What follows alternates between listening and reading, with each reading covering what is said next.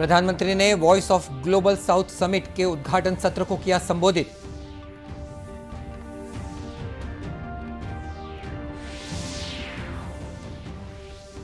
कर्नाटक के हुबली में 26वें राष्ट्रीय युवा महोत्सव का हुआ उद्घाटन।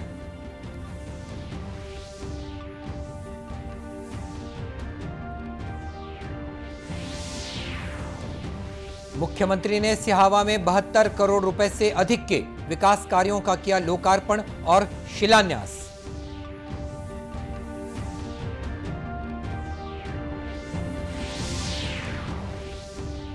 और रेलवे जोनल कमेटी की आज रायपुर रेल मंडल में हुई बैठक, सांसदों ने दिए अपने सुझाव।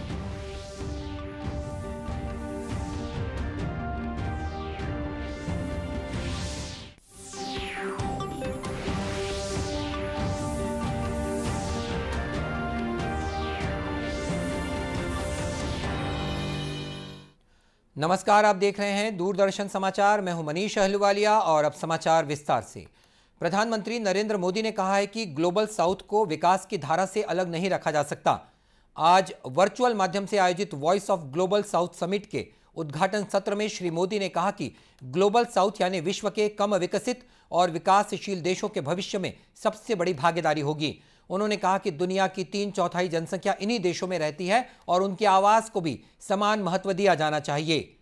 प्रधानमंत्री ने कहा कि अधिकतर चुनौतियां कम विकसित देशों ने नहीं खड़ी की हैं, लेकिन इनका प्रभाव इन्हीं देशों पर ज्यादा पड़ता है। उन्होंने कहा कि इस प्रभाव को हमने कोविड महामारी, जलवायु परिवर्तन, आतंकवाद और यूक्रेन संघर्ष में देखा है। Difficult year that saw war, conflict, terrorism, and geopolitical tensions, rising food, fertilizer, and fuel prices, climate change-driven natural disasters, and lasting economic impact of the COVID pandemic. It is clear the world is in a state of crisis. It is difficult to predict how long this state of instability will last. Shri Modi ने कहा कि भारत ने हमेशा अपने विकास से जुड़े अनुभवों को विकासशील देशों के साथ साझा किया है। उन्होंने कहा कि दुनिया के सभी क्षेत्रों में हमारे विकास के साझेदार हैं। प्रधानमंत्री ने विश्वास व्यक्त किया कि ग्लोबल साउथ के देश मिलकर नए और रचनात्मक विचारों का सृजन कर सकते हैं और ये विचार G20 और दूसरे मंचों पर हमारी आवाज का आधार भी बन सकते हैं। Have the largest stakes in the future. 3/4 of humanity lives in our countries. We should also have equivalent voice. Hence, at the 8-decade-old model of global governance slowly changes. अपने संबोधन में श्री मोदी ने कहा कि दुनिया को फिर से ऊर्जावान बनाने के लिए देशों को दायित्व, मान्यता, सम्मान और सुधार के वैश्विक एजेंडे पर काम करना होगा। प्रधानमंत्री नरेंद्र मोदी ने आज कर्नाटक के हुबली में 26वें राष्ट्रीय युवा महोत्सव का उद्घाटन किया। ये कार्यक्रम राष्ट्रीय युवा दिवस पर आयोजित किया जा रहा है, जो स्वामी विवेकानंद की जयंती पर उनके विचारों, शिक्षाओं और योगदान को याद करने के लिए मनाया जाता है। राष्ट्र के प्रतिभावान युवाओं को सशक्त और राष्ट्र निर्माण की ओर प्रेरित करना महोत्सव का प्रमुख उद्देश्य है। एक भारत श्रेष्ठ भारत की भावना के अनुरूप देश की विविधतापूर्ण संस्कृति को एक मंच पर लाया जाता है। समारोह को संबोधित करते हुए प्रधानमंत्री ने कहा कि राष्ट्र के निर्माण में युवाओं की महत्वपूर्ण भूमिका होती है। ये युग युवाओं का युग है। वैश्विक परिदृश्य में भी भारतीय युवा प्रभावशील भूमिका निभा रहे हैं। Its youth. This optimism is about you. This optimism is because of you. And this optimism is for you. Today, there are global voices saying this century is India's century. It is your century. और इस अवसर पर केंद्रीय युवा और खेल मामलों के मंत्री अनुराग सिंह ठाकुर ने महोत्सव को संबोधित करते हुए कहा कि फिट इंडिया मूवमेंट युवाओं को स्वामी विवेकानंद की इच्छा के अनुरूप भविष्य के लिए मजबूत बनाने में सहायक है। स्वस्थ युवा ही मजबूत भारत की बुनियाद है। पढ़ने से पहले फुटबॉल खेलो, क्योंकि स्वस्थ शरीर में ही स्वस्थ मस्तिष्क निवास करता है। फुटबॉल खेलोगे तो मांसपेशियां फौलादी बनेंगी, मस्तिष्क मजबूत होगा, तभी तो गीता और रामायण भी अच्छे से समझ आएगी। और प्रधानमंत्री मोदी जी ने भी फिट इंडिया मूवमेंट, खेलो इंडिया मूवमेंट चलाकर देश भर के युवाओं को खेलों में आगे बढ़ाने का काम भी किया। तो startup India, stand up India और इसी तरह से डिजिटल इंडिया, खेलो इंडिया, फिट इंडिया मूवमेंट चलाकर युवाओं को एक के बाद दूसरी योजना लेकर आए। जो दुनिया के विकसित देश भी नहीं कर पाए, वो यूपीआई भीम जैसी ऐप भी बनाकर दुनिया भर में एक नई ऊंचाइयों पर पहुंचाने का काम भी प्रधानमंत्री मोदी के नेतृत्व में हुआ है। और आपको बता दें कि इस वर्ष हुबली के धारवाड़ में आयोजित किए जा रहे उत्सव का विषय है विकसित युवा, विकसित भारत। मुख्यमंत्री भूपेश बघेल ने कहा है कि वे 2/3 विधानसभा क्षेत्रों में भेंट मुलाकात कर चुके हैं। उन्होंने कहा कि व्यक्ति को आधार मानते हुए हमने विकास का पैमाना तय किया, कुपोषण पर काम किया, स्वास्थ्य के क्षेत्र में लगातार हमने कार्य किया है, लोगों की आय में वृद्धि हो इसके लिए भी सभी वर्गों के लिए अलग अलग कार्य योजना बनाई जिसका लाभ सभी ने लिया है। मुख्यमंत्री ने सिहावा में भेंट मुलाकात के दौरान पत्रकारों से चर्चा करते हुए ये बातें कहीं। करना और उसमें काफ़ी सफलताएं भी मिली। स्वास्थ्य के क्षेत्र में लगातार हम लोगों ने काम किया है।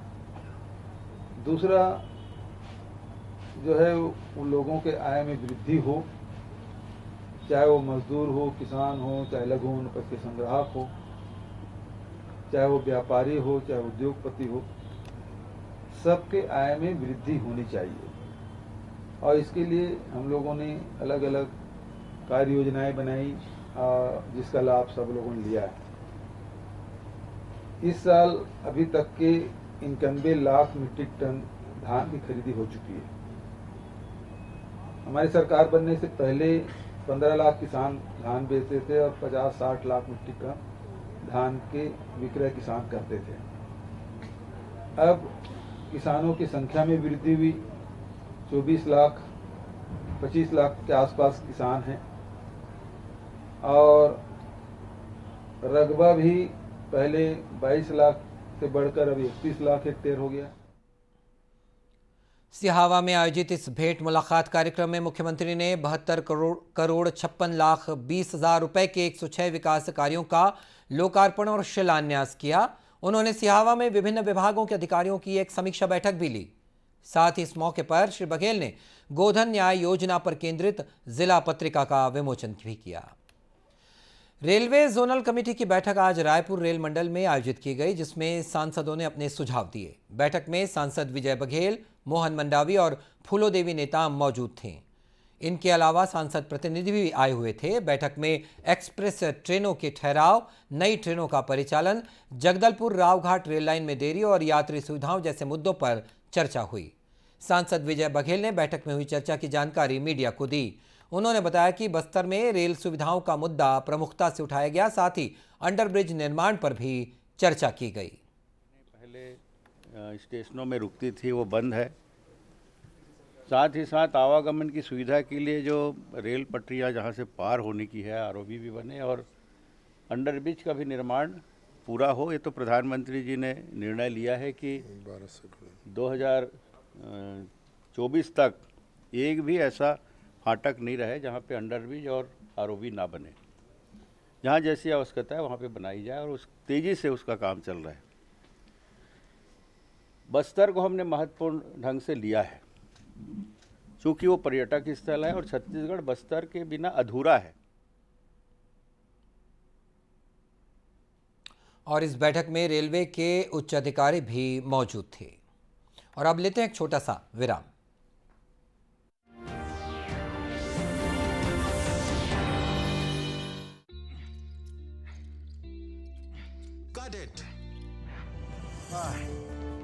सोचिए, अगर असल जिंदगी में ऐसी हालत हो तो कितनी मुश्किलें होती हैं, लेकिन शुक्र है बैंकिंग के लिए नहीं। अगर आपकी उम्र 70 साल से अधिक हो या आप दिव्यांग हो तो बैंक आपको कुछ जरूरी बैंकिंग सुविधाएं घर बैठे बैठे दे सकता है। आरबीआई कहता है, जानकार बनिए, सतर्क रहिए। जल्दी करो यार, प्लीज जल्दी। दूसरा कोई मैच है क्या? ऐसा ही कुछ है यार, बैंक जाना है दादाजी को लेके। हाँ यार, उम्र होने पर कभी कभी मदद तो लगती है, पर बैंकिंग में नहीं।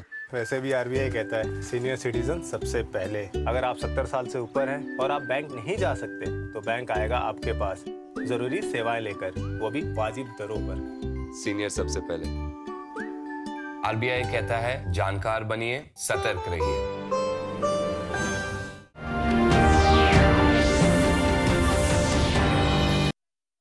और ब्रेक के बाद एक बार फिर स्वागत है आपका दूरदर्शन समाचार में। प्रदेश में नगरीय निकाय उपचुनाव की मतगणना पूरी हो गई है। बिलासपुर और रायगढ़ में भाजपा, बलौदाबाजार और कवर्धा में कांग्रेस के प्रत्याशी विजयी घोषित किए गए हैं।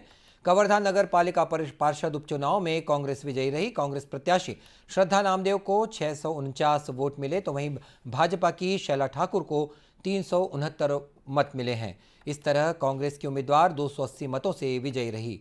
बिलासपुर में भाजपा प्रत्याशी श्रद्धा जैन ने अपने निकटतम प्रतिद्वंदी कांग्रेस प्रत्याशी अनिता कश्यप को 232 वोटों से हराया।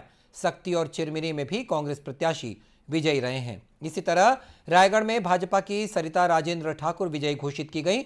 बलौदाबाजार में कांग्रेस प्रत्याशी धर्मेंद्र वर्मा ने भाजपा के मायाराम को 20 वोटों से हराया।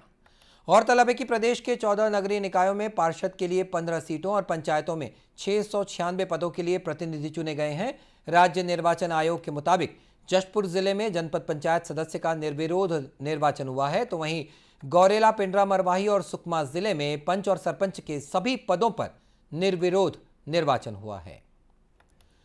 मुंगेली जिले के लोरमी में भाजपा के द्वारा चलाए जा रहे मोर आवास मोर अधिकार के तहत भाजपा कार्यकर्ताओं ने पदयात्रा निकाली। जिला महिला मोर्चा अध्यक्ष वर्षा ठाकुर ने कहा कि प्रधानमंत्री आवास योजना के किस्त की राशि हितग्राहियों के खाते में डालने और नए आवास स्वीकृति को लेकर भाजपा प्रदेश सरकार के खिलाफ आंदोलन कर रही है।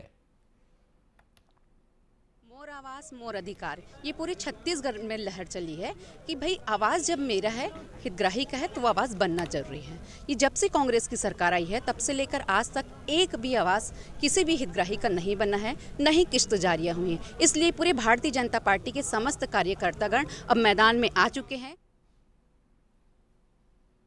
जिला पंचायत सदस्य और भाजपा नेत्री शीलू साहू ने कहा कि आवास की राशि की मांग को लेकर प्रदेश सरकार के खिलाफ आज ब्लॉक स्तर में आंदोलन किया जा रहा है। उन्होंने कहा कि मांगे पूरी नहीं होने पर प्रदेश स्तरीय आंदोलन भी किया जाएगा। पुरुष सबके सब असंतुष्ट हैं क्योंकि उनको पक्की मकान जो केंद्र सरकार प्रधानमंत्री आदरणीय नरेंद्र मोदी जी उपलब्ध कराते थे, उसको आज हमारी राज्य की सरकार, कांग्रेस की सरकार, भूपेश बघेल जी ने रोका है। और इस जनता हितैषी सरकार, भारतीय जनता पार्टी सदैव ही जनता हितैषी सरकार रही है और पूरे भारतीय जनता पार्टी के कार्यकर्तागण, हम सभी नेतागण, सभी लोग मिलकर जनता की आवाज़ बनकर आज हम लोग एसडीएम घेराव किए हुए हैं लोरमी विधानसभा में। और इस पदयात्रा को भाजपा के दूसरे जिला प्रतिनिधियों ने भी संबोधित किया। इस बुलेटिन में इतना ही। इसी के साथ ये समाचार बुलेटिन समाप्त होता है। नमस्कार।